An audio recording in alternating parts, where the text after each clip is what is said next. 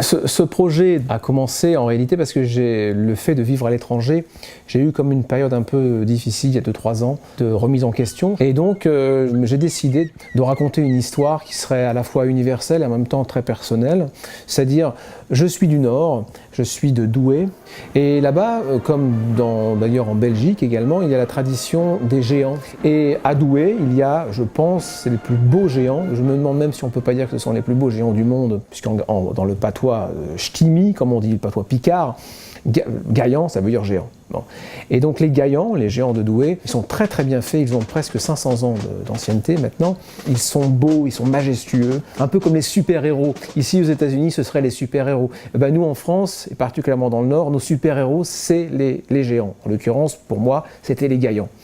Et donc je me suis repenché dans ces émotions d'enfance pour faire ce documentaire, que je voulais faire un peu comme un film aussi, pas trop laborieux, pas trop académique, où les gens viennent témoigner simplement avec le bonheur de témoigner de leur attachement pour la nourriture du Nord, leur attachement pour la langue, leur attachement à des traditions comme des jeux qui sont des spécialités de là-bas.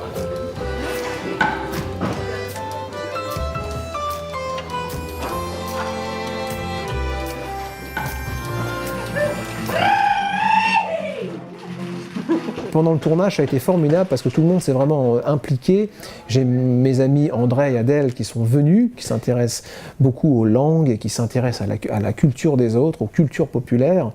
Et ça, ils ont été ravis de découvrir Douai parce qu'ils n'avaient jamais mis les pieds à Douai. Les porteurs, parce que les porteurs de Gaillan sont des gens merveilleux qui mettent une passion dans cette activité. Parce que soulever les géants, c'est physique.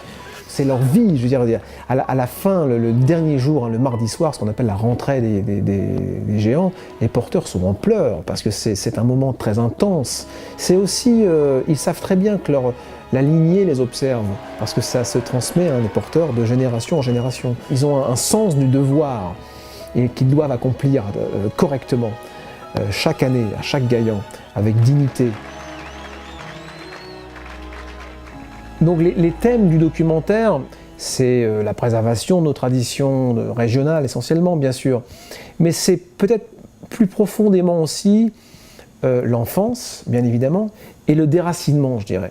Je pense que tout le monde connaît un petit peu un déracinement, ce soit un divorce, un deuil, un licenciement, le départ des enfants si on est parent, et même d'ailleurs le départ du foyer lorsqu'on est jeune adulte. C'est une forme de déracinement. Être à distance nous donne une énergie formidable pour retourner dans nos racines, en fait.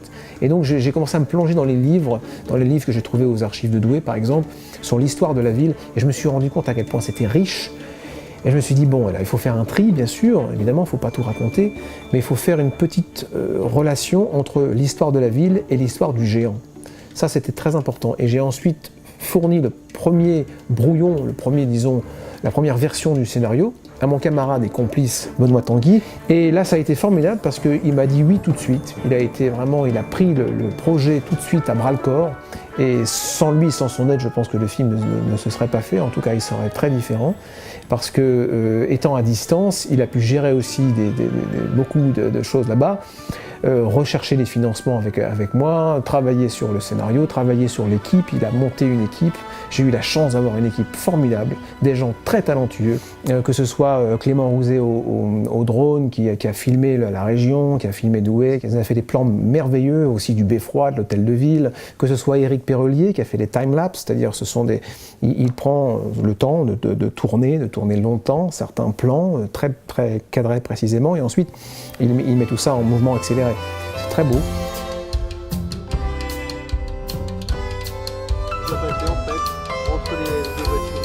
On a eu la chance d'avoir des ingénieurs du son qui sont très compétents parce qu'il s'agit quand même, c'est pas le tournage d'un film où les choses sont préparées. Un documentaire, il faut courir après, parfois même vraiment physiquement courir, transpirer, parce que quand c'est pendant le défilé et que les artistes de rue le font qu'une seule fois, il faut pas se louper. Donc pour eux, c'est beaucoup de sport. Et Benoît Tanguy, qui cadrait quasiment peut-être 80% du film, je le voyais courir à gauche, à droite.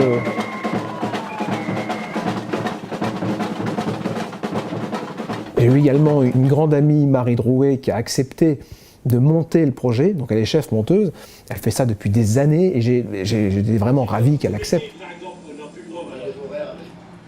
Heureusement que Marie m'a donné fréquemment son avis sur tel et tel passage en me disant « Est-ce que tu es vraiment sûr de ça? Est-ce que tu ne penses pas si on plaçait cette image à cet endroit ?» Enfin, parfois, c'est un peu comme de la broderie, quoi. Mais c'est une broderie qu'elle fait merveilleusement, Marie. The music that I sent to you, now it's playing. J'ai trouvé un compositeur qui s'appelle Angelo Marone et qui nous a fait intégralement, tout est artisanal, vraiment. Okay. But this is almost what we have. Il nous a fait la musique du film. Il a repris des éléments comme l'air de Gaillan, l'air de Douai, des éléments qui sont des musiques que les Douaisiens connaissent bien.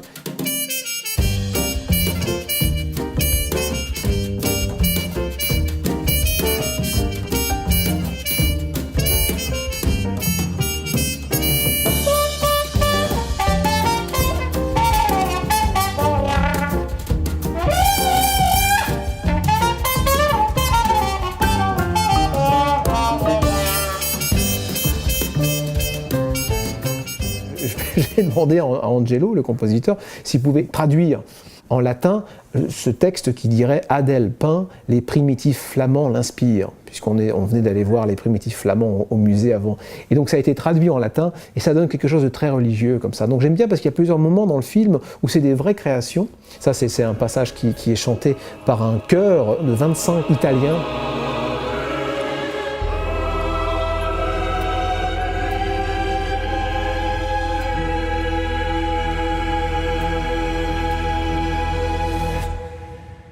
J'ai Clovis, Clovis, il faut dire une chose, il est spécialiste de la retouche et il m'a fait tous les graphismes y compris parfois dans le film ou les génériques du film, mais également l'affiche du film et tout ce qui concerne la publicité autour du film. Donc c'était marrant de voir l'évolution de Gaillan qui petit à petit se revoit, c'est vraiment le cas de le dire, son blason redoré parce que les choses ont été retouchées.